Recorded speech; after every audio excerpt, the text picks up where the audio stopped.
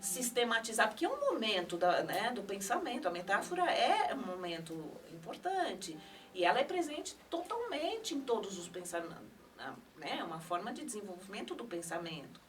E que, daí, mas eu olhando, eu achava que eu estava ali não peitando, teoricamente, sabe? Daí eu voltei, vamos lá, vamos falar aí, que teoria de memória, o que você está pensando que é memória, não sei o quê.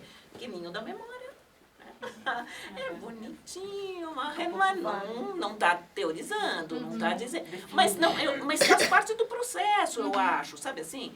Claro que uma coisa que me falaram, até quando você falou isso, me falaram também, quando eu falei para o Colapeto que eu usar o texto, o conceito de rede, ele falou assim, cuidado para não usar só a metáfora, porque a metáfora da rede é super potente, ela é encantadora, né? Labirinto, rede, você vai lá, todo mundo fala, a criação é um labirinto, é uma rede. Mas o que é você mostrar teoricamente? Mas que tem momentos que você vai precisar ficar na metáfora, porque é isso mesmo. Tem momentos... Eu estou lendo isso que você está falando como metáfora. Pode ser que não tenha se manifestado sob a forma de metáfora. Mas eu estou falando que às vezes... o que eu queria colocar é só que acho que tem várias implicações essa ideia da pesquisa em arte, que não é... que tem a ver, por exemplo, com o tipo de leitor que você espera. Também tem então, por isso, exemplo, claro, em geral, a gente não senta para ler uma tese como a gente lê o Cidades Invisíveis. Né? A gente se posiciona a sua expectativa de leitura... Já pega um lápis. Já pega um lápis e grifa, né? E a sua sensibilidade meio que você põe de lado, porque parece que você só vai usar processos de racionalização de entendimento de um texto, né? E durante esse processo de escrita eu percebi que o leitor, né, que você imagina um leitor do texto, ele tinha que ser um leitor cada hora de um jeito, assim, porque senão não passa, né? O negócio não... parece que não atinge. Aí eu acho que é dos dois lados, dos dois né? lados, Quando vocês estão vocês refletindo sobre a forma, e também nós, como pesquisadores, nos colocando à disposição disso também, porque e os outros que não vão se colocar à disposição e vão querer...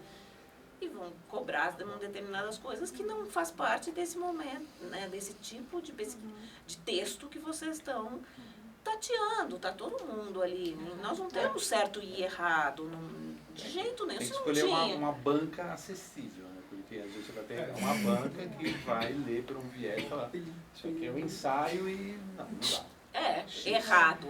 Tá tudo errado aqui. O Deleuze, que é o filósofo que abusa de metáforas, de uma linguagem... Né, os deleuzianos às vezes sofrem desse problema. Você vai ler Deleuze e vai tentar usar todo o arsenal de metáforas que ele usa e que ele mergulha e que tem gente que se irrita com ele. Então tem uma coisa. Ele, por exemplo... é que ele não entende. Eu posso levantar um pouquinho a mão? Não, mas é um exemplo. Os classificadores piscianos na ponta e depois eu vim me irritar com os deleuzianos metafóricos aqui. Eu já chutei também os classificadores lá.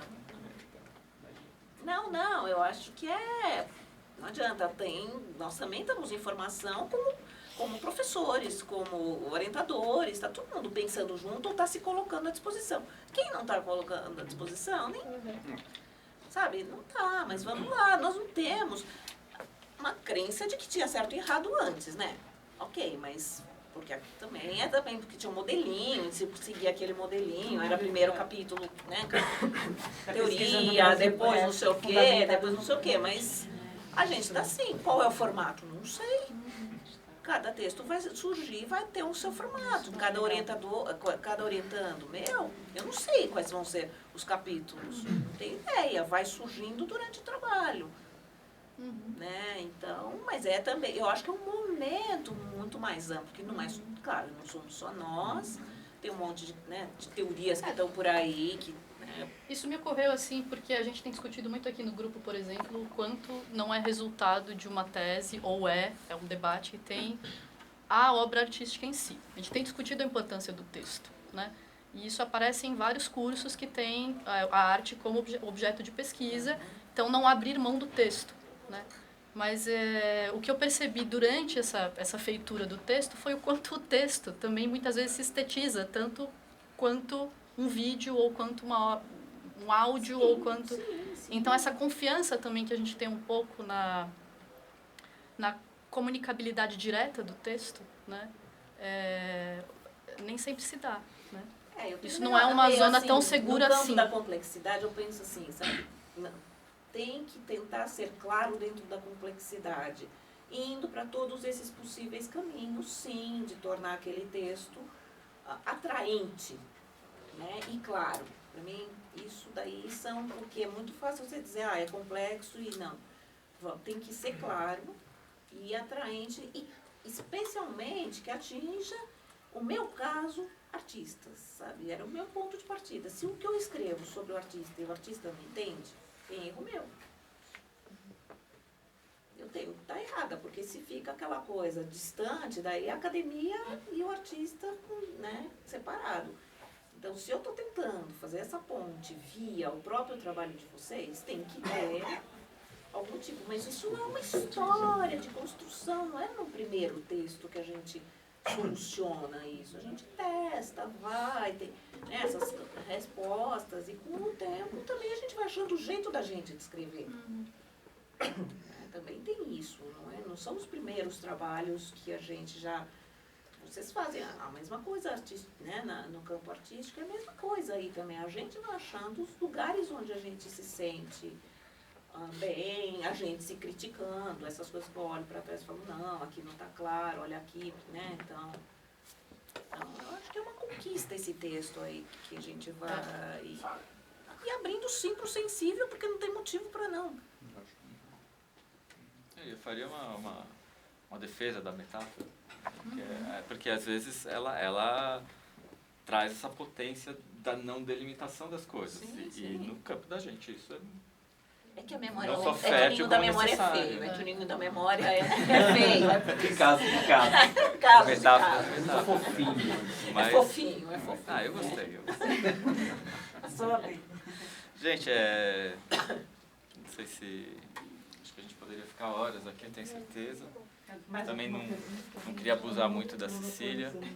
Alguém quer fazer uma última questão, talvez? Faz. É muito rápido. Vai lá. Tem uma, já que é da semiótica, tem uma tese que é de que de um isomorfismo entre plano de expressão e de conteúdo, né? Quer dizer, Isso é dos gremacianos, isso de outro mundo. Não, mas fala. É porque tem...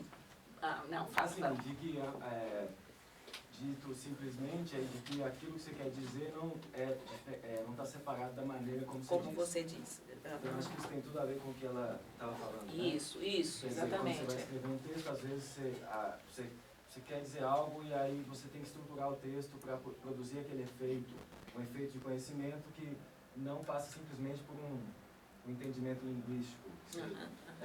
Um corte, uma síntese temporal, uma coisa...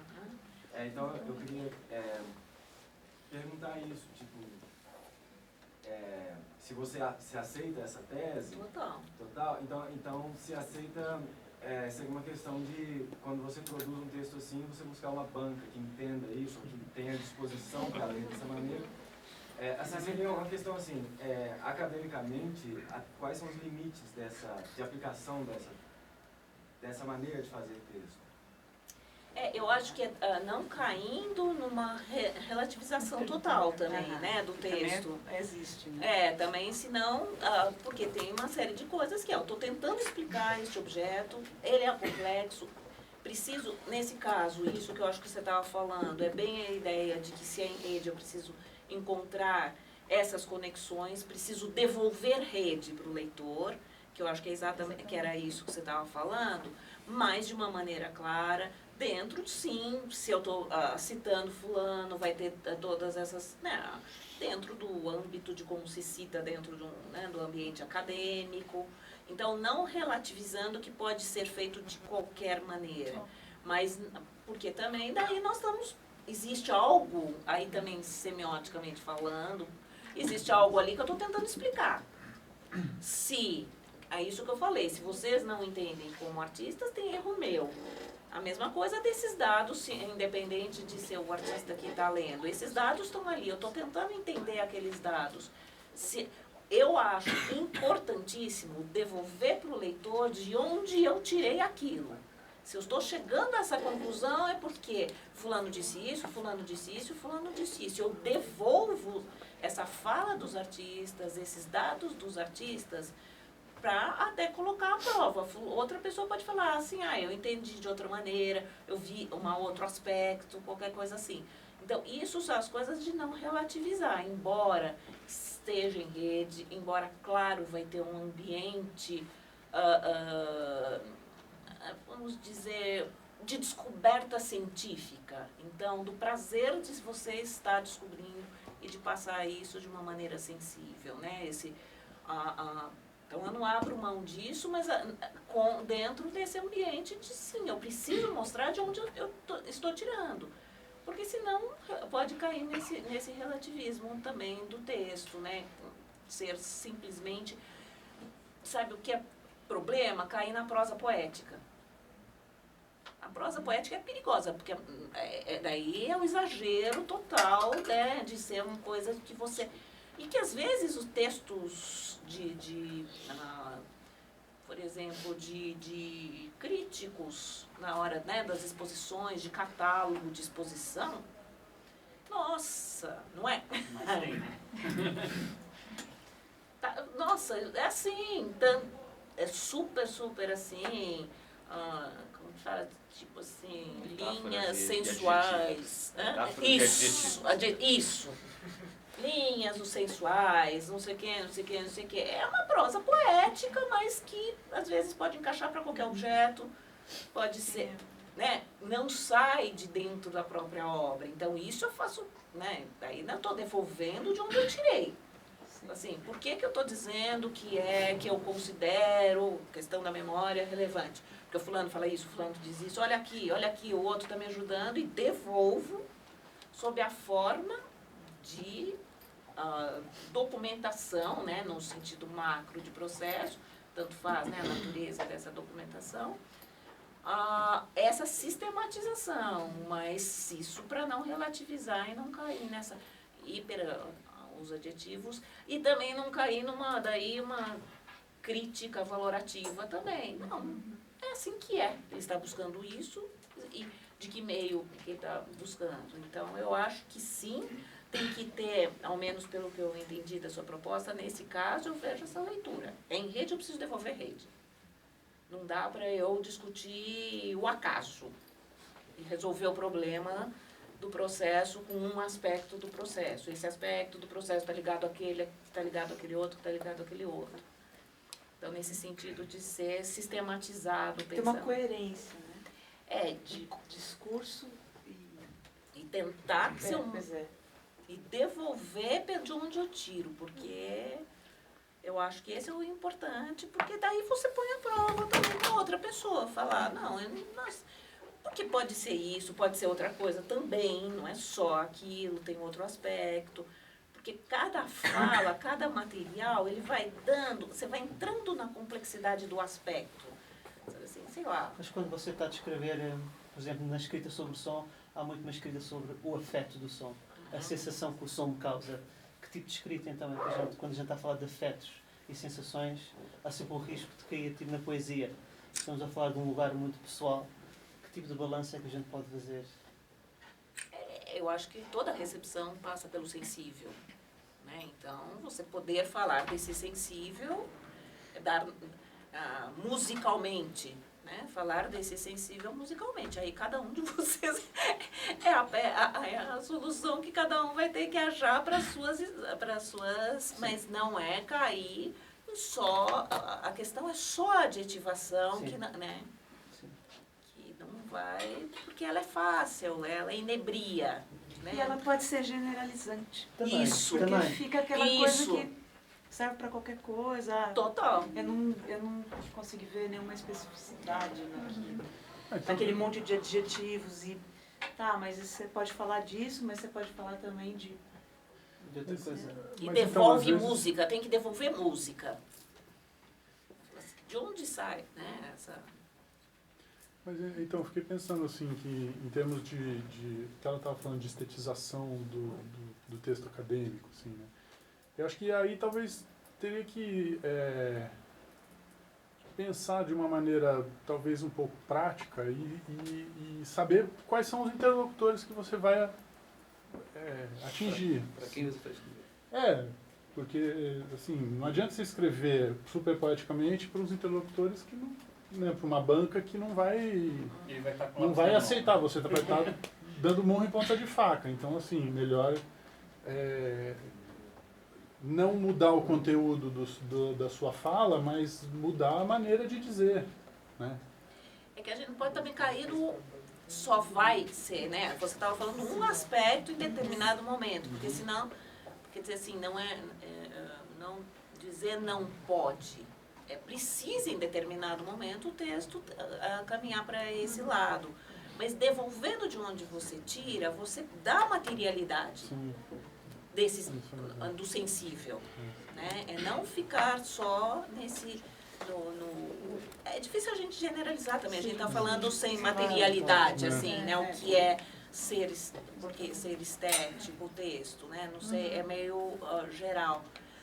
Mas eu acho que se a gente está falando de processo que é artístico, processo sensível, tudo isso, você vai ter na leitura. Eu vejo que as pessoas falam, nossa, é isso mesmo. Quer dizer, é isso mesmo. Quer dizer que passou por tudo isso que a pessoa, né, por tensão, é complicado, mas soluciona, mas é dúvida, é incerto, mas não sei o quê. Eu estou falando de coisas que não são precisas. Mas marca disso que é a sensibilidade do processo. Mas a partir de alguns dados concretos que a fala da pessoa dá. Daí você pronto, já tem a materialidade do sensível. Tem também encontrar em cada trabalho um método, uma maneira que vai... Esse é o desafio. Você está falando do fenômeno, né? Isso, esse é o desafio. Trabalho com aquela pessoa, naquele contexto brasileiro, sei lá, aquele orientador, vai ser assim. Esse é um desafio, assim, legal. Na hora que você está vivendo cada processo, você fala assim, como que eu vou chegar? O que eu vou falar, né? Eu tive um